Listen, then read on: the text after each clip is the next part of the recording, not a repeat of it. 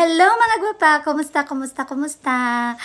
Good morning, good morning, good morning. Ang ganda ng araw natin, ang saya ng mood natin, kaya wag talaga tayong gagawa ng paraan na makakasama ng ating mood, no? So, ayun mga gwapa. So, for today's video mga gwapa, andito na naman ako kasi pala, nagtatagalog ako, no? Kung naano nyo, napapansin nyo, or mapapansin nyo, nagtatagalog ako mga gwapa kasi nga may ituturo ako sa inyo. Naturo ko na to, na video ko na to noong kahapon yata mga gwapa or nung isang araw. Kaso nga lang nagbibisaya man ako ba. So ngayon magtatagalog tayo para mas marami ang makaintindi. Mag-i-English talaga ako mga gwapa pero natatakot man ako baka mas-nosebleed ako ba kasi nga sa Tagalog mga gwapa na-challenge na ako paano na lang kaya yung English, no.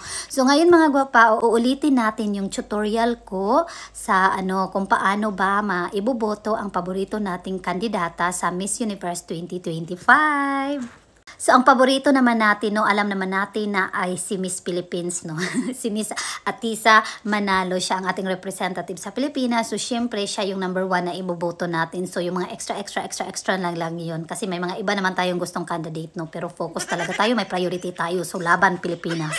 So ngayon mga gwapa, kasi nga 'di ba nagbisaya ako last time ng video ko, ngayon tatagalogin ko na yung tutorial kasi nga may nabasa ako mga gwapa na kung paano daw ba maiboboto si Maria Atisa Manalo sa Miss Universe, tapos na free, na wala kang gagastusin na pera. So my choice diyan, may option tayo diyan. So yung mga nagtitipid or gustong makatipid mga gwapa, so, may option tayo. So, which is very, very good. Kasi nga, yung last year, mga gwapa, one day, may free votes ka lang na isa na matatanggap, no, kung may gusto kang iboto na kandidata. Ngayon, mga gwapa, kahit 10, 20 pa yan, pwede na. So, di ba? So, ayan na. Susugurin na natin ang Miss Universe application.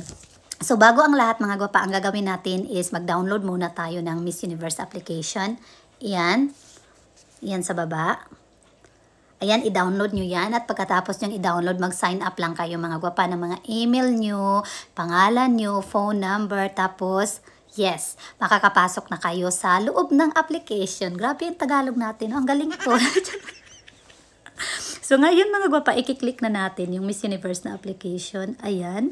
So, lumabas na agad si Miss Atisa Manalo kasi nga nagbubuto-buto ako sa kanya. So, medyo loading siya mga gwapa at hindi ko alam kung bakit. Mas maganda din mga gwapa na may tutorial tayo kasi alam naman natin na hindi lahat talaga maano no sa mga application, sa mga signing up, lalong-lalo na sa mga magulang natin, sa mga kanay-nanayan natin na gusto din magsuporta sa mga kandidata na gusto nila mga gwapa, na gusto nila makita kung paano ba yun gagawin mga gwapa at saka paano ba yung process, no, para makaboto din naman sila.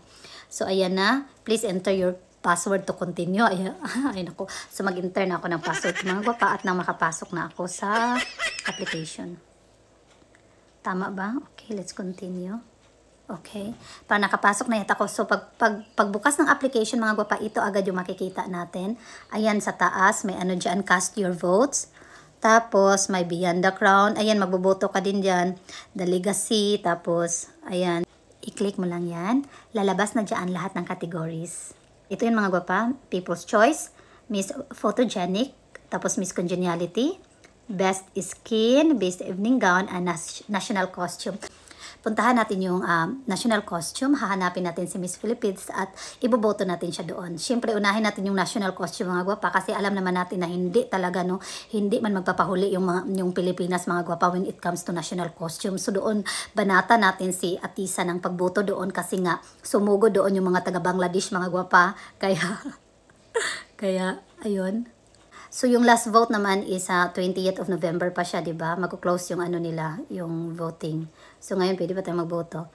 So, si Bangladesh, dito sa national costume, umabot na siya ng 46,610 votes. Hindi natin alam mga gwapa na sa last minute mga gwapa, doon sila susugod. So, dito mga gwapa, top 2 na lang si Miss Atisa Manalo sa national costume. Kung makikita niyo. Ayan, 45 sa kanya. 46 si Miss Bangladesh, no? So, hanapin natin si Miss Mexico na. Kalimutan ko tuloy. Mexico. No, dito, malayo pa si Miss Mexico, no? 8,000 pa lang siya. So, tinitingnan ko kasi siya last time kasi para siya yung top 2. Ngayon, hindi na kasi si Miss Bangladesh na nga sumugod yung iba. Sumugod yung mga taga Bangladesh yata, oh. Ayan na, i-click natin si Miss Atisa. Ayan. Tapos, kung wala ka pang points diyan, kung hindi ka pa makaboto kasi wala ka pang points, puntahan mo itong sa baba, yung get votes. Ayan, i-click mo yan. Tapos, may get free votes dyan. Ang ibig sabihin, pag i-click mo yung get free votes, makakakuha ka ng points at makakabuto ka kung manunood ka ng ads, kung mag-play ka ng ads. Hindi mo naman kailangan panoorin o mag-play ka ng ads. So, i-click mo lang yan. Ayan. Abnormal operation. Parang may problema yata ngayon sila. Saan ba yan? Ayan, abnormal operation. So, later na. Basta dyan mo makikita mga gwapa, no? So, kung gusto mo namang bumili, kasi ayaw mong manood ng ads at saka ayaw mo ng hassle, so pwede kang bumili dito. Click mo lang yung buy votes. Ayan, nag-loading na siya mga gwapa. Tapos, dyan lalabas lahat ng presyo at ilang points. Ilang votes yung pwede mong makukuha. Okay? Tapos, yung pinakamarami is yung 1,000 na bundle. 1,000 votes bundle mga gwapa, at saka nakahalaga itong almost $200, no? So, di ba ang laki-laki? So, kung pwede, doon na lang tayo sa free ads, no? Manonood, para makatipid naman tayo at pwede nating suportahan yung favorite candidate, at pwede nating suportahan yung favorite candidate natin. Dahil may points ako dito, ipapakita ko sa inyo paano ba iboboto, no? Si Miss Atisa Manalo, doon tayo sa national costume mga gwapa. Ayan. Ayan na, iboboto natin siya, no? Ayan. Ayan naman, kailangan ko na naman ng password. Kakaluka talaga ito. Bakit yun? Parang nagkakaproblema yung yung application today's video. Ayan, loading na siya mga gwapa. Ayan, ayan. Ayan na. So, i-vote natin siya, no? Okay. Okay. So, tingnan natin kung ilang points meron tayo dyan. So, meron tayong 22 points mga gwapa. Ayan, makikita natin yung 20 points. Diyan papasok mga gwapa, either yung free votes or pagbibili ka ng boto. Dito mo siya makikita pag i-click mo na yung vote now. Tapos dito, itatype mo lang kung ilang vote yung ikakast mo. Kasi sa ngayon mga gwapa, magkakast tayo ng 10 for her, okay? Type lang natin yung 1 at saka yung 0. Ayan. Tapos, i-continue na natin mga gwapa. Ayan. Medyo mahaba-haba talaga yung video natin. Ngayon mga gwapa, every time nabuboto ka, kailangan mo talagang i-confirm, i-type yung password mo. Tsaka ka makakaboto. Ganun talaga, no? So, it takes sometimes, hindi tulad ng dati na pwede kang bumoto na hindi ito-type yung password mo. Ngayon, kailangan mo i-type yung password mo para makaboto ka. Ayan. Type na naman natin yung password natin. Ano ba yan? I-continue na natin. Ayan na, loading siya. Naglo-load na. Ayan na. Tapos ayan, Maria Atisa Manalo, di ba? Tapos i-confirm lang natin yung boto natin sa kanya. Ayan. Ayan na. Di ba ang galing? Ang ganda nito mga gwapa kasi kahit wala tayo doon sa harap ni Miss Atisa Manalo na sa kanya, mag-cheer sa kanya, meron dito, pwede nating idaan dito lahat ng boto natin sa kanya. Ayan na, vote confirm. O, di ba? So, you have successfully cast 10 votes for Maria Atisa Manalo in the best national costume. So exciting! So, good luck to Miss Philippines, no? Sana makapasok siya sa, top 3, top 5 ng Miss Universe 2025. Excited na ako mga gupa. Try kong hindi papasok kasi manonood ako ng Miss Universe. Ayan na mga gupa. Tapos i-close mo lang yan, Dan. So, balikan natin mga gwapa ha. I-try natin kung makakuha ba tayo ng free votes. Baka yung application nila nagloko. So, balikan natin si Maria Atisa. Ayan. Tapos, try natin kumuha ng free na vote mga gwapa. Ayan. Get votes. So, dito tayo sa free. Ayan na. So, nagpe-play yung ads mga gwapa. So, after, kailangan mo tapusin yung ads, no? After niyan, bibigyan kanila ng 1 point. Tapos, sometimes magte-take time pa siya, no? Tsaka ka makaplay ulit ng ads. Tapusin natin mga gwapa para makita nyo. Ayan. 10 seconds na lang, no? So, ayan. Hindi naman siya hindi siya nakakapagod. Ang galing nga, 'di ba? Kasi may option tayo. Pwede tayong hindi gumastos ng pera para makaboto tayo sa paborito nating Miss Universe na representative.